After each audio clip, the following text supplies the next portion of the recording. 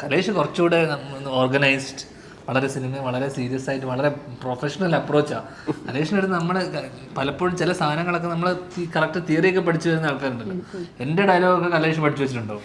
എന്നോട് അളിയൻ പറഞ്ഞു, അളിയ ഇതാണ് സാധനം. നമുക്ക് അങ്ങനെ ആളെ ഇമ്പോർട്ടൻ്റ് ആണ്. നമ്മൾ പെട്ടെന്ന് സെറ്റിലാണോ നമ്മൾ സിനിമയാണോ എന്നൊക്കെ നമ്മൾ മറന്നു പോകും ചില ഘട്ടങ്ങൾ. അപ്പോൾ പഠിക്കുന്ന ഒരു കുട്ടി നമ്മുടെ അടുത്ത് എപ്പോഴും, ഒരു കൂട്ടുകാരൻ നമുക്ക് എപ്പോഴും ആവശ്യമാണ്. ഇത് അഭിനയിക്കുമ്പോൾ തന്നെ സ്റ്റാർട്ട് ക്യാമറ വരുമ്പോൾ അഭിനയിക്കും, കട്ട് എന്ന് പറഞ്ഞു കഴിഞ്ഞ ഉടനെ ധ്യാൻ കലേഷ് നോക്കി ഓക്കെ, അങ്ങനത്തെ റിലേഷൻ ഉണ്ട്. എന്റെ അവസ്ഥ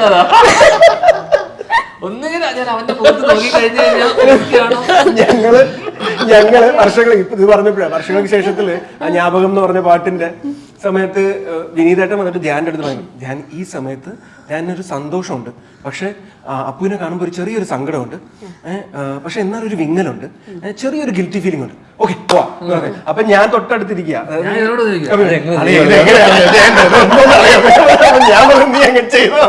ഓക്കെ ഡയറക്ടർ പുള്ളി പറഞ്ഞത് എങ്ങനെയുണ്ട്, സന്തോഷമുണ്ട്, സങ്കടമുണ്ട്. എനിക്കിത് ഒട്ടും പിടിയില്ല. അപ്പൊ ഞാൻ ഓക്കെ ശരി,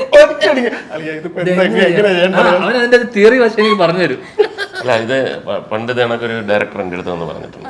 ഈ പറഞ്ഞപ്പോഴേ പെട്ടെന്ന് ഓർമ്മ മുകേഷ് ചെയ്യേണ്ടത് വേറൊന്നുമില്ല, ഈ ആളിനെ കാണുമ്പം എത്രയോ കാലമായിട്ടുള്ള കാണാതിരുന്നതിൻ്റെ ഒരു വിഷമവും സങ്കടവും, എന്നാൽ ഇയാൾ ചെയ്തിട്ടുള്ള ക്രൂരതയുടെ ഒരു സംഭവവും, ഇങ്ങനെ അതിൻ്റെ ഒരു കാർമേഘങ്ങൾ ഇരുണ്ടുകൂടി ഇങ്ങനെ വളർന്ന് വളർന്ന് വളർന്ന് ഇങ്ങനെ വരുന്ന ഒരു സിറ്റുവേഷനാണ്. പക്ഷെ അതൊന്നും മുഖത്ത് കാണും,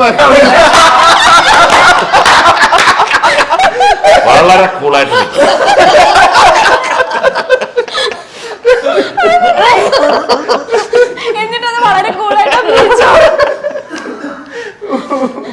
അതാണ് അഭിനയം.